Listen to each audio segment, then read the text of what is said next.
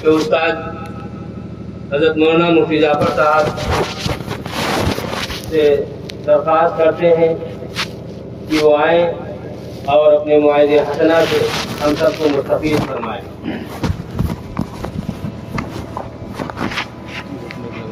لگا دیجیے۔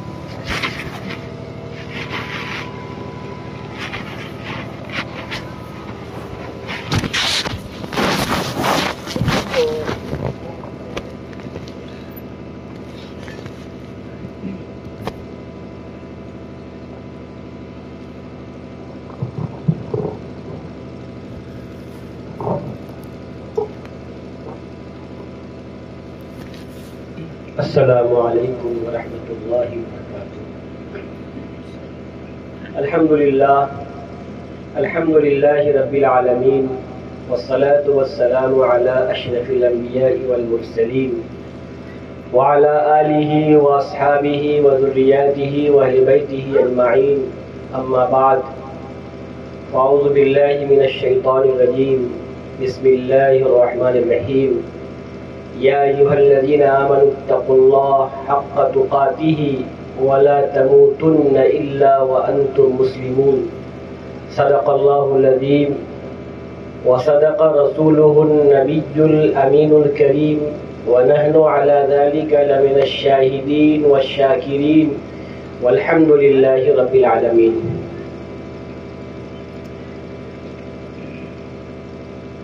اسٹیج پہ جلوہ افروز مدرسہ تعلیم القرآن کے محتمم جناب حضرت مولانا سید محمد اسلم ندوی دامت برکاتہ العالیہ، جناب قاری نفیس احمد صاحب، جناب مولانا مصطفیٰ ندوی صاحب و دیگر علماء کرام، شعراء اعظام، حفاظ کرام، معزز سامعین کرام، آج کی یہ مجلس، یہ محفل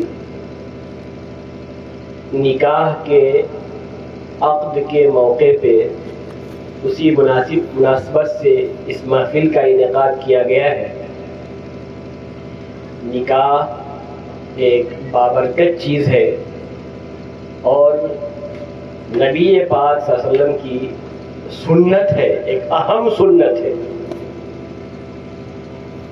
اور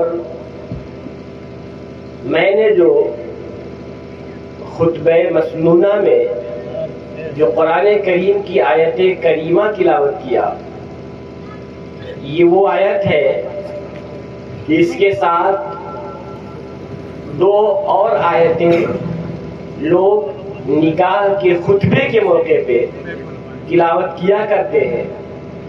جہاں بھی نکاح پڑھایا جاتا ہے اس آیت کریمہ کو تلاوت کیا جاتا ہے۔ ہم نکاح کی مجلس میں شریک ہوتے ہیں، نکاح بھی ہوتا ہے، سب کچھ ہوتا ہے، لیکن اللہ رب العزت اس آیت میں کیا کہنا چاہتا ہے، تقاضا کیا ہے اس کا، ہم اس پہ غور نہیں کرتے۔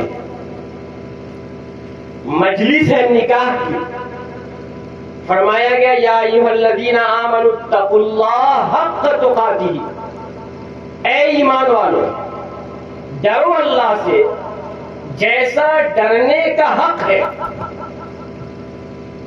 مجلس نکاح ہے، ایمان والوں کو خطاب کر کے خاص کر کے یہ کہا جا رہا ہے کہ اللہ سے اس طرح ڈرو جس طرح ڈرنے کا حق ہے۔ وَلَا تَمُوتُنَّ إِلَّا وَأَنْتُمْ مُسْلِمُونَ، اور تمہاری موت ایمان کی حالت میں آئے، مومن ہونے کی حالت میں آئے، مسلمان ہونے کی حالت میں آئے۔ مجلس نکاح ہے، تذکرہ موت کا کیا جا رہا ہے۔ معلوم کیا ہوا کہ اصل جانا سب کو موت کی طرف ہے، اور نکاح کے ٹائم میں نہ صرف یہ کہ ایک لڑکی اور لڑکا دونوں کا نکاح ہوتا ہے، دونوں ایک ہوتے ہیں، بلکہ دو خاندان جڑتے ہیں اور دو رشتہ داریاں آپس میں جڑتی ہیں۔ اس کے ذریعے آپس میں بہت سے نئے رشتے بن جاتے ہیں۔ اب ایسے موقع پہ بہت ممکن ہے کہ کسی کی زبان سے کوئی بات نکل جائے، کچھ کمی بیشی ہو جائے، کچھ زیادتی ہو جائے، اس کو نظر انداز کیا جائے۔ ایسا نہ ہو کہ کمنٹ کیا جائے، ارے اس نے کیا کھلایا، ارے اس نے تو صحیح سے کھانا بھی نہیں کھلایا، ارے اس نے پانی تک کو نہیں پوچھا یار۔ تو تمام طرح کی باتیں ہوتی ہیں، الگ الگ ماحول کے اعتبار سے، الگ الگ معاشرے کے اعتبار سے، سماج کے اعتبار سے طرح کی باتیں ہوتی ہیں۔ آپ دیکھیے جتنی بھی قرآن کریم کی آیتیں اس تعلق سے پڑھی جاتی ہے، دوسری جو آیت پڑھتے ہیں، یا ایھا الناس اتقوا ربکم الذی خلقکم من نفس واحدۃ وخلق منها زوجها وبث منهما رجالا کثیرا ونساء۔ اے لوگوں، ڈرو اس رب سے جس نے پیدا کیا تم کو ایک جان سے، تم سب کو ایک جان سے، یعنی آدم سے پیدا کیا، آدم و حوا سے پیدا کیا، آدم سے اس کا جوڑا بنایا، اور پھر اس سے بس منہما رجالا کثیرا ونساء، بہت سے مرد عورت پیدا کر دی۔ ایسے موقع بھی فرمایا گیا اتقوا، ڈرو اپنے رب سے، یہ بار بار ڈرنے کو کہا گیا۔ دوسری جگہ فرمایا یا ایھا الذین آمنوا اتقوا اللہ وقولوا قولا سدیدا، یہاں بھی دیکھیے کہا گیا اتقوا اللہ، ڈرو اپنے رب سے، تقوی اختیار کرو۔ بار بار تقوی کی بات کہی جا رہی، کیوں کہی جا رہی؟ کیونکہ نکاح کے بعد اب جب دو لوگ ایک ہو گئے، شوہر بیوی ایک ہو گئے، دونوں کا آپس میں نکاح ہو گیا، لڑکی ایک الگ گھر کی رہنے والی تھی، لڑکا ایک الگ گھر کا رہنے والا تھا، ایک ماں باپ نے جس نے بچپن سے پال کے اپنی بیٹی کو جوان کیا، فقط ایک لفظ سے قبیل تو کہنے کے بعد، میں نے قبول کیا کہنے کے بعد، لڑکی ایک لڑکے کے ساتھ چلی جاتی ہے، اپنے ماں کو چھوڑ دیتی ہے، اپنے باپ کو چھوڑ دیتی ہے، جس کے ساتھ وہ 18 20 22 سال رہی، اپنے سگے بھائی کو چھوڑ دیتی ہے، اپنے سگی بہن کو چھوڑ دیتی ہے، اپنے رشتہ داروں کو چھوڑ دیتی ہے، اپنے اس عزیز ترین گھر کو چھوڑ دیتی ہے جس میں نہ جانے کس طرح کے حالات سے وہ دو چار ہوئی تھی، نہ جانے گھر میں کس طرح کی پریشانیاں آئیں، مجبوریاں آئیں، دقتیں آئیں، مصیبتیں آئیں، ان تمام چیز کو برداشت کرنے کے بعد جب وہ جوانی کی دہلیز سے پہنچی، ایک جملے میں فقط قبیل تو کہنے کے بعد وہ لڑکی ایک دوسرے لڑکے کے ساتھ چلی جاتی ہے، اس کے ساتھ اس کا نکاح ہو جاتا ہے، اور اس کا ایک نیا گھر بستا ہے، اور وہی اس کا گھر ہوتا ہے۔ اب ایسے موقع پہ جو لڑکی اس گھر میں جا رہی ہے، وہاں جانے کے بعد جو لڑکی کے ماں باپ ہیں، اگر وہ لڑکی اس کے ماں کو اپنی ماں کی طرح سمجھ لے، اس کے باپ کو اپنے باپ کی طرح سمجھ لے، اس کی بہنوں کو اپنی بہن کی طرح سمجھ لے، کوئی اختلاف ہی نہ ہو۔ اسی طرح لڑکے کے گھر والے بھی اس کو اپنی بیٹی کی طرح سمجھیں، ایسا نہ ہو کہ یہ سمجھ لیں کہ اس سے آتے ہی ہم اپنی طرح کا مطالبہ پورا کرنا چاہے۔ آپ کھانے میں کوئی نمک زیادہ کھاتا ہے، کوئی سبزی میں تیل زیادہ کھاتا ہے، حالانکہ ایک لڑکی آپ کے گھر میں ابھی آئی، ابھی 4 دن آئے ہوا، اس نے کمنٹ شروع کر دیا، کھانا بنانے نہیں آتا، روٹی کچی بناتی ہے، تیل بہت زیادہ ڈالتی ہے۔ ارے بھائی، جو لڑکی کبھی آپ کے گھر رہی نہیں، جو 22-23 سال کہیں اور رہی، آپ کے گھر میں آئی، ابھی آپ کے گھر کے ماحول کو سمجھی نہیں، ابھی حالات سے واقف نہیں ہوئی، ہم نے اس پہ کمنٹ شروع کر دیا، اس کے ماں باپ کو برا بھلا کرنا شروع کر دیا۔ کیا سکھایا اس کی ماں نے، کیا سکھایا اس کے باپ نے؟ اس کو کچھ سکھایا نہیں۔ اس طرح کی باتیں کہی جاتی ہے تو قرآن کہہ رہا اتقوا ربکم، ڈرو اپنے رب سے۔ تینوں جگہ تینوں آیتوں میں فرمایا گیا اپنے رب سے ڈرو۔ پھر شادی کے موقع پہ لوگ رشتہ دار بھی بہت سی الٹی سیدھی باتیں کہہ دیتے ہیں۔ آج کل تو عجیب سے حالات ہیں، آپ سنت طریقے سے شادی کرنا چاہیے، بالکل سادے طریقے سے، کوئی جہیز نہ دیا جائے، لڑکا والا جہیز نہ لے، وہ پڑوسن آئی اور لڑکی کے ساتھ سے کہا ارے بہن آپ کی بہو کچھ لے کے نہ آئی، کہا فقیر رہے، کہاں سے بیٹھے ایک دم مسکین رہے سب کا، ارے لڑکی کو گاڑی بھی نہیں دیا۔ بڑے جو گوار لوگ تھے بھائی، کیسے دیہاتی لوگ ہیں، بڑے جاہل لوگ ہیں بھائی، ارے بھائی کم سے کم لڑکے کو گاڑی تو دے دیتے۔ اس طرح طرح کی کمنٹ، لڑکے والے چاہ رہے ہیں کہ جہیز نہ لیا جائے، لڑکی کی ماں، لڑکی کے باپ، اس کے بھائی بہن چاہ رہے ہیں، وہ محلے والے، رشتے دار، دوست، ارے یار تم لو نا، اتنا چاہ دیتے اس کو ہے، وہ مجبور ہو کر کے لے لیتا ہے۔ تو سماج، یہ معاشرہ بھی عجیب و غریب ہو گیا ہے۔ ان تمام چیزوں کو دیکھ کر کے قرآن نے بڑے بالکل دو انداز میں کہا، اتقوا ربکم، اپنے پروردگار سے ڈرو، ولا تموتن الا وانتم مسلمون، تمہاری موت ایمان کی حالت میں آئے۔ معلوم کیا وہ اصل مقصد ایمان کی حالت میں موت کا آنا ہے۔ اور نبی پاک صلی اللہ علیہ وسلم نے کیا فرمایا؟ من کان آخر کلامہ لا الہ الا اللہ دخل الجنہ، جس کی زبان سے آخری جملہ مرنے سے پہلے کلمہ طیبہ ادا ہوگا وہ جنت میں داخل ہے۔ عزیزان ملت اسلامیہ، انسان جب شادی ہوتی ہے تو لڑکی اپنی قسمت لے کے آتی ہے، لڑکے کی اپنی قسمت ہوتی ہے۔ ایسا نہیں ہے کہ لڑکی جو ہے شوہر پہ آ کے بوجھ بن گئی، ہر شخص اپنا مقدر لے کے آتا ہے، یہاں تک کہ جو اولاد پیدا ہوتی ہے وہ بھی اپنا رزق لے کے آتی ہے۔ قرآن کریم میں ارشاد فرمایا لا تقتلوا اولادکم خشیۃ املاق، کہ اپنی اولاد کو فاقے کے ڈر سے، بھوکمری کے ڈر سے، غربت کے ڈر سے قتل مت کرو، مت مارو۔ نحن نرزقهم وإياكم، یہ کہ قرآن کا جو طرز بیان ہے، جو انداز خطاب ہے کہ ان کو رزق ہم دیتے ہیں، تمہاری اولاد کو روزی ہم دیتے ہیں، وہ آگے سے وإياكم، تم کو بھی رزق ہم ہی دیتے ہیں۔ ایسا نہیں کہ تم اپنے آپ کھا لیتے ہو، ایسا نہیں ہے۔ انسان کچھ بھی نہیں ہے، بڑے بڑے خرم خاں لاکھوں کروڑوں روپے کمانے والے نہیں جانتے کب ان کے ساتھ کون سا حادثہ ہو جائے۔ ابھی میں کل ایک خبر پڑھ رہا تھا، ایسے ہی ایک صاحب نے سوشل میڈیا پہ خبر ڈالا، پرانی خبر ہے، 25-30 سال پہلے کی خبر ہے، کہ ایک صاحب کراچی کے رہنے والے بہت محنت کر کے پڑھائی کیا، بڑے آگے بڑھے وہ، پھر ان کی امریکہ میں جاب لگ گئی، امریکہ میں کمانے لگے وہ، پھر وہیں پہ ایک لڑکی سے شادی کر لیا۔ ایک عرصے کے بعد وہ اپنے شہر، اپنے وطن، اپنے گھر والوں سے ملنے کے لیے آیا، اور بڑی خوشی تھی گھر پہ، بڑا بہترین ماحول تھا۔ پھر ایک دم سے ان کے آفس کا فون آتا ہے کہ آپ آ جاؤ، کچھ ارجنٹ کام ہے۔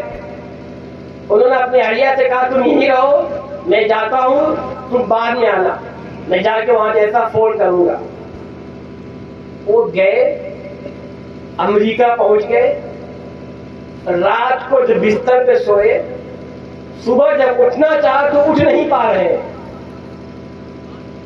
اب ہاتھ پیر مارنا چاہ تو ہاتھ پیر بھی نہیں مار پا رہے، ہل بھی نہیں پا رہے۔ دماغ پہ جب زور دیا تو معلوم ہو کہ دماغ بھی اب بہت زیادہ کام نہیں کر رہا ہے۔ ایک دم سے پھر خیال ہوا کہ آخر میں ہوں کہاں، گھر پہ کوئی نہیں ہے، اکیلے، پریشان حال۔ صبح گزری، دوپہر ہوئی، پریشان، نہ ہاتھ ہل رہا، نہ پیر ہل رہا، نہ جسم حرکت کر رہا، ایک دم بے حس و حرکت۔ یہاں تک کہ فون پہ کال بج رہی، فون پہ بیل آ رہی ہے، موبائل کو اٹھانے ٹیلی فون تھا، پاکستان سے ان کے گھر والے فون کر رہے ہیں، آفس کے لوگ فون کر رہے ہیں، اتنی سکت نہیں ہے کہ جا کر کے فون ریسیو کر لے۔ معلوم کیا ہوا، ان کو فالش کا اٹیک ہو گیا۔ فالش کا اٹیک جسم کے ساتھ ساتھ دماغ میں بھی ہوا، ان کے دماغ بھی کام نہیں کر رہا ہے اور جسم بھی کام نہیں کر رہا ہے۔ ایک دن گزر گیا، 2 دن گزر گیا، اسی طرح سے اللہ کی مرضی 3-4 دن کے بعد ایک صاحب، ایک ڈاکیا کوئی پوسٹ لے کے ادھر آ رہا تھا، اس نے یہ آواز دیا، پھر بولا ہی نہیں۔ اس نے کہا دیکھے تو خیریت کیا ہے، کسی طرح گیٹ اور کھول کے دیکھا تو معلوم ہے کہ صاحب تو بالکل بے حس و حرکت پڑے ہوئے ہیں، کچھ کر ہی نہیں پا رہے ہیں۔ حالت بہت زیادہ خراب ہے، وہ سمجھ گیا، اس نے فون کیا پولیس والے کو، پولیس والے آئے، ایمبولینس آئے، اٹھا کے ان کو ہاسپٹل میں لے گئے، اور کئی مہینے تک ان کا علاج چلا، ان کی یادداشت بھول گئی تھی۔ اب ان کے گھر والوں کو پتہ ہی نہیں کہ وہ ہیں کہ مر گئے، نہ ان کی بیوی کو پتا، نہ ان کے گھر والوں کو پتا۔ تقریباً 33 سال تک وہ بندہ اسی طرح، جو آشرم ہوتا ہے، جو رہائش ہوتی ہے اس طرح لوگوں کے رہنے کی، اسی طرح پڑا رہا۔ 33 سال کے بعد دھیرے دھیرے ان کی کچھ یادداشت برقرار ہوئی۔ ایک صاحب ملے، پوچھا، ایڈریس بتایا، دھیرے دھیرے اشارے سے بتایا کہ میرا فلاں جگہ ایڈریس ہے۔ انہوں نے فیس بک پہ میسج ڈالا تو معلوم ہوا کہ فلاں رشتے دار ہے۔ لوگ آئے ملنے کے لیے، دیکھا تو بھیا کا حال یہ برا ہو گیا۔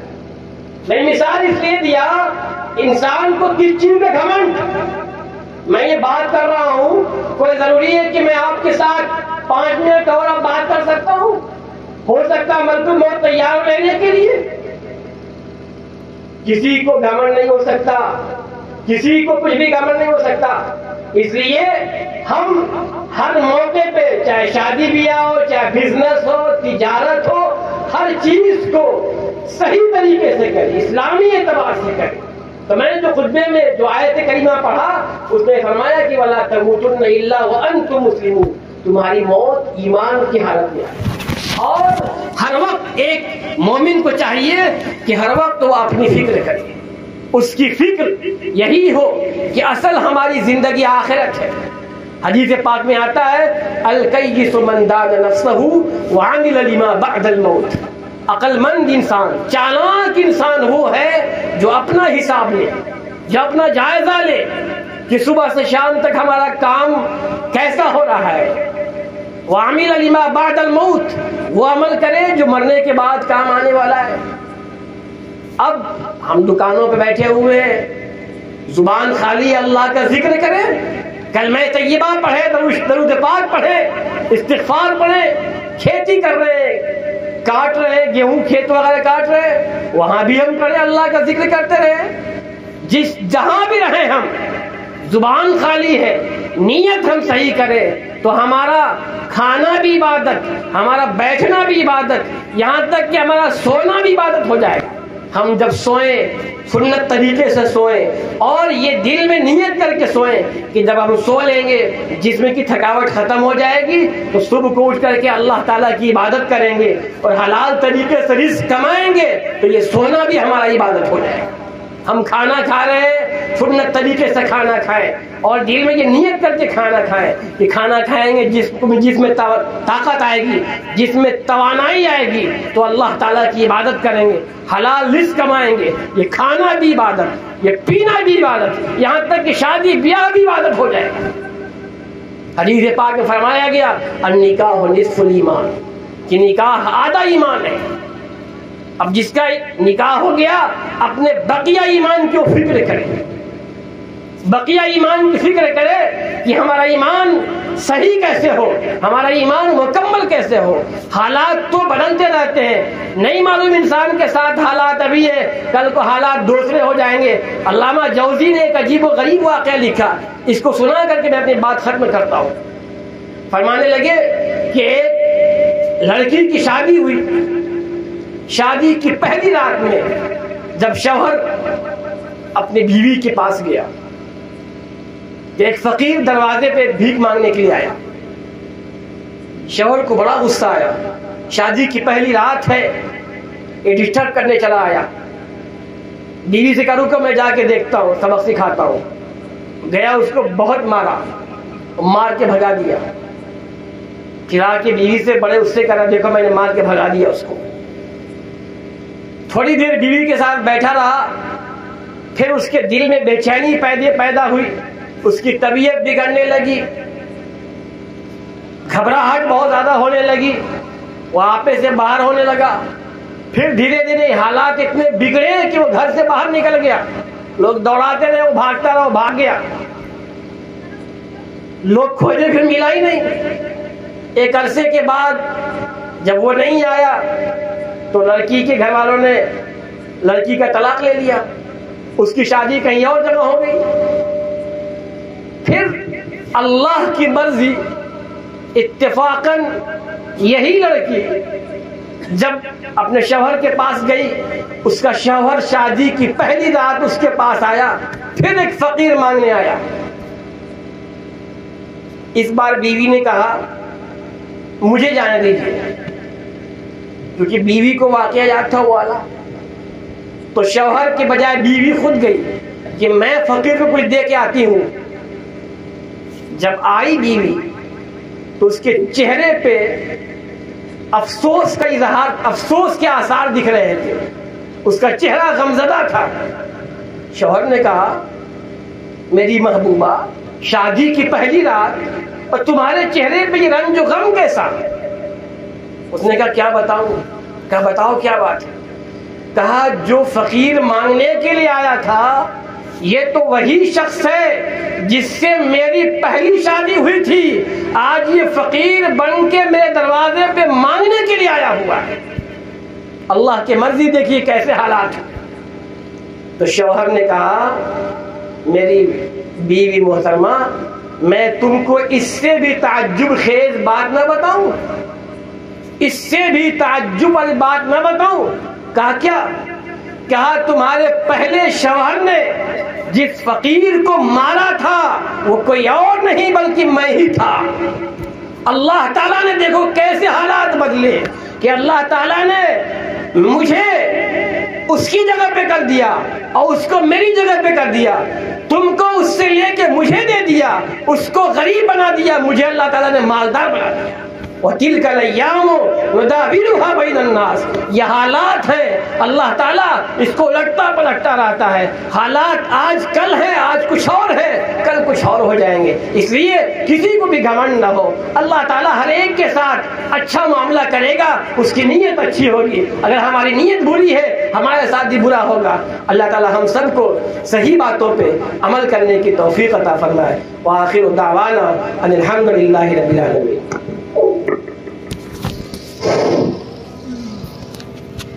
ماشاء اللہ حضرت مولانا